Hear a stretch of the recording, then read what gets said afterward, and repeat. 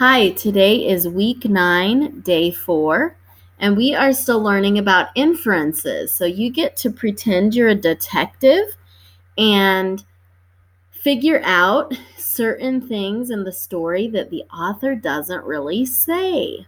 But you can figure them out by reading the words and thinking about them. The directions say stop as you read and ask yourself what is happening. You will be practicing the monitor comprehension strategy. When it says stop reading and ask yourself what's happening, that helps you know if you've understood it when you stop and ask if you know what's happening. Ms. Tara's class was going on a field trip. The children were happy. A big yellow bus was waiting in front of the school. It took them to the aquarium. An aquarium is where fish and other creatures live. So what has happened so far in the story? What were Ms. Tara's class doing? They were going on a field trip, and where were they going for their field trip? They were going to an aquarium. At the aquarium, the children and Ms. Tara were greeted by a young man named Carlo. Carlo led them into a big room. One wall of the room was made of glass. Behind the glass, fish were swimming through the salty water, through the sea water. So who did they meet there? They met Carlo. And what did Carlo do for them? He led them around. He led them to a big room where they could see fish swimming through the seawater. And seawater is, by the way, salty. The fish were different sizes and colors. Some were round, others were flat with stripes.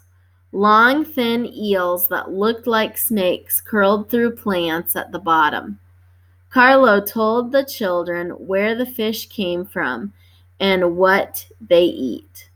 Okay, so what were the children seeing? All different types of fish, different sizes and colors. And what else did they learn from Carlo? Where the fish came from and what they eat. Next, Carlo took the class to the tide pool area. What is a tide pool?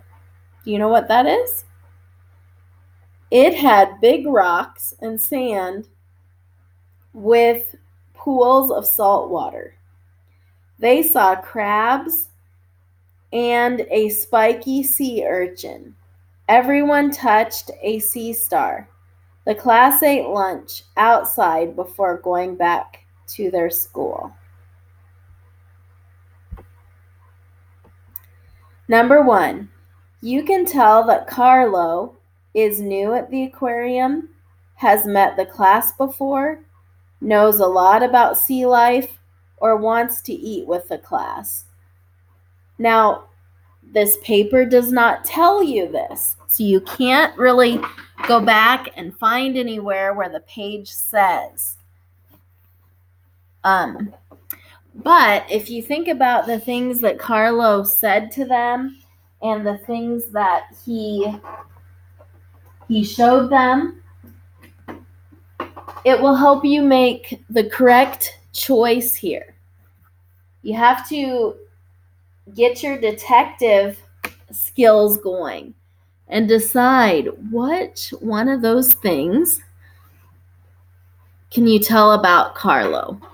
Number 2, all animals in this aquarium probably A, look the same, B, are not safe to touch, C, look like snakes, or D, live in salt water. So, do you think they all look the same, are not safe to touch, look like snakes, or live in salt water. Number 3, what is likely true about the tide pool? There is no water in it. Animals live there. You can eat lunch in it, or people swim in it. Which one do you think is likely true? Number 4, which one is most likely true about the field trip? The class learned about sea animals. Ms. Tara left early. Carlo drove the bus. The fish were scared. Which one is most likely true about the field trip?